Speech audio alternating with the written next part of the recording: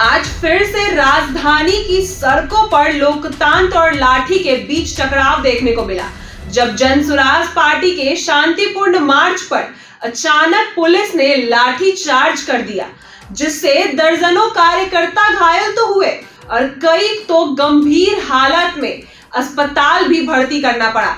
बताया जा रहा है कि जनसुराज पार्टी के सैकड़ों कार्यकर्ता पटना के गांधी मैदान से मार्च करते हुए विधानसभा की ओर बढ़ रहे थे। ये लोग बेरोजगारी, महंगाई, शिक्षा व्यवस्था की बदहाली और भ्रष्टाचार, स्वास्थ्य सेवा की गिरती स्थिति और स्थानीय विकास कार्यों में सरकारी विफलता को लेकर आवाज उठा रहे थे। देखिए कैसे हो रहा है ये सब, इस वीडियो में आप देख सकते हैं। कार्यकर्ताओं के हाथों में तख्तियां हैं, कोई नारेबाजी नहीं, कोई उग्र प्रदर्शन नहीं, लेकिन जैसे ही भीड़ विधानसभा मार्ग के पास पहुंची, पुलिस ने उसे रोकने की कोशिश की। कुछ लोगों का कहना है कि कार्यकर्ता पुलिस बैरिकेड के पास शांतिपूर्ण खड़े होकर नारे लगा रहे थे, तभी पुलिस ने बिना किसी चेतावनी के लाठीचार्ज शुरू कर दिया।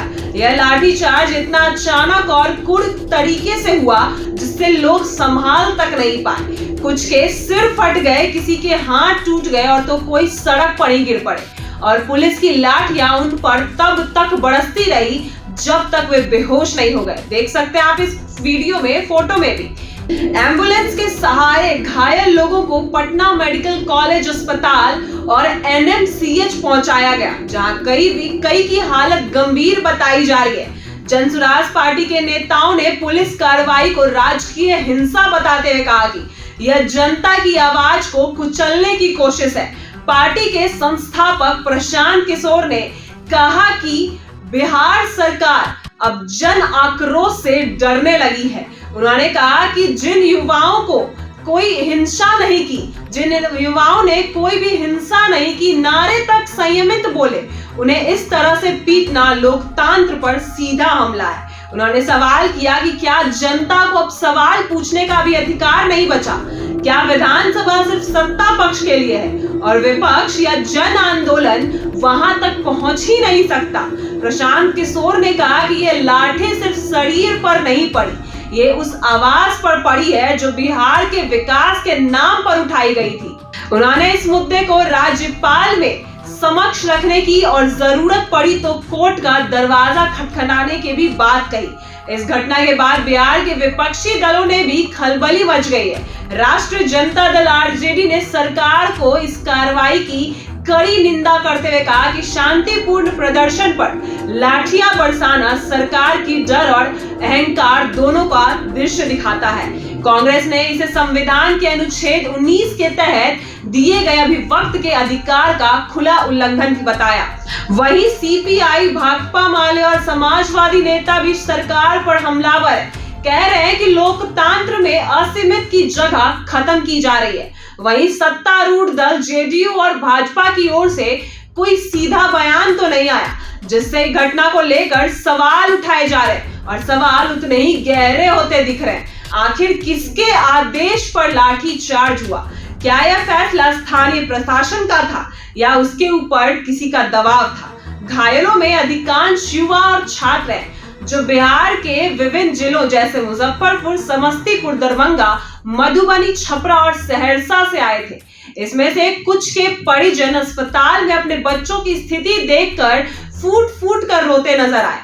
कुछ लोग कहते हैं हमने अपने बेटे को पढ़ने भेजा था, लाठियां खाने नहीं। यह दृश्य जनता देखकर सगम रह गई। उतना ही लोकतंत्र के लिए शर्मनाक था। पटना के दुकानदारों और स्थानीय लोगों में भी अब भय का माहौल बन गया।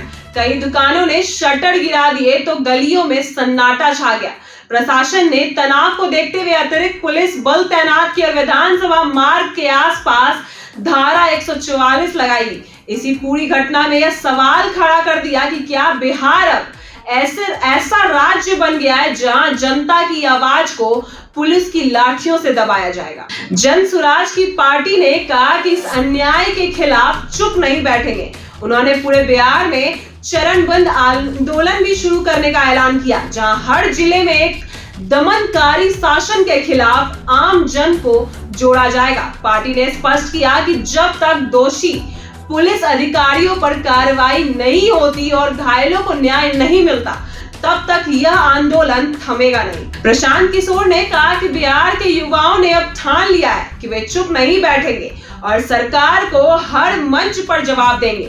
उन्होंने यह भी कहा कि सरकार को यह समझना होगा कि लोकतंत्र सिर्फ चुनाव जीतने का नाम नहीं, बल्कि जनता की आवाज सुनने और सहन करने की प्रक्रिया भी है। इसी बीच प्रशासन की ओर से एक और संक्षिप्त बयान जारी किया गया, जिसमें कहा गया कि कुछ कार्यकर्ता द्वारा बैरिकेड तोड़ने और कानून व्यवस्था बाधित करने की कोशिश की गई थी, इसलिए न्यूनतम बल प्रयोग किया गया। लेकिन देखा जाए तो घटनास्थल से ऐसा कोई भी तस्वीर या चश्मदीद गवाह कोई भी सामने नहीं दिखा।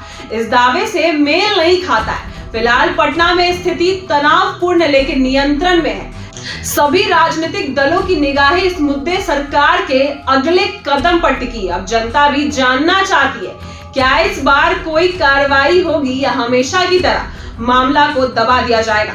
घटना के बाद विधानसभा में इस मुद्दे को जोर शोर से उठाया जाएगा, जहां विपक्ष ने सरकार को घेरते हुए कहा जाएगा कि यह लाठी नहीं, जनता का विश्वास तोड़ा गया है। अब देखना होगा कि यह चोट सरकार के निर्णयों पर असर डालता है या फिर एक और हादसा बनकर धूल में मिल जाती है।